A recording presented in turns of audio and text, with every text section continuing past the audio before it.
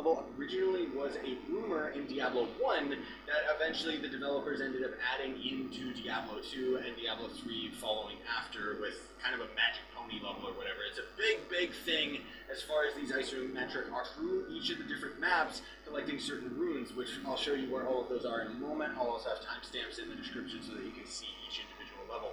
But you're going to have to beat the game once, okay? So you gotta end up beating the Arc Villager and unlocking the adventure difficulty. You don't have to do this on the adventure difficulty, you just have to have it unlocked. And then basically what's gonna happen is when you're in the hub area over here, you'll see that this secret platform or whatever, like this opens up, and all you gotta do is just come over here, and when you end up walking down through this forest area, there is going to end up being the castle with the drawbridge. You will hit the lever right here, and then you will lower the drawbridge. Once you end up going inside the castle, you'll see a bunch of funny pictures relating to the developers and stuff, and if you guys want to discover all of this stuff for yourselves, you can actually interact with this dog picture right here, and it'll give you a hint by playing a sound effect from the level that the rune is in, as well as a hint of where the switch is. So you saw that that was a library. This one's just showing that it needs a gold key, so you can kind of figure it out from there. But a couple things to keep in mind, which obviously isn't going to affect you guys watching this video, but for those of you guys that are trying to grind this for yourselves, you'll definitely want to have artifacts for movement speed,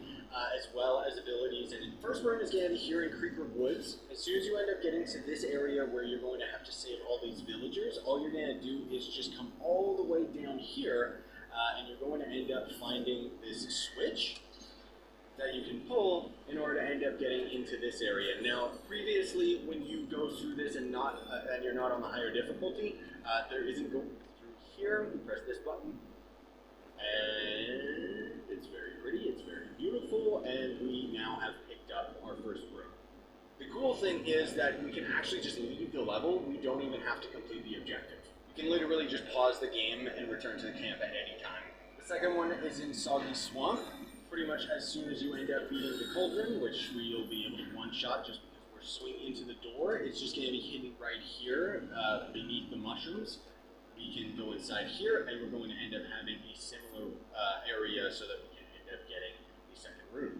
Really love the way that this looks, though, but sometimes forward, but you're looking for this wall right here. Just make sure that you get on. That's in the pumpkin pastures. Is if you get to the Arc Villagers wave defense section, that means you've gone too far.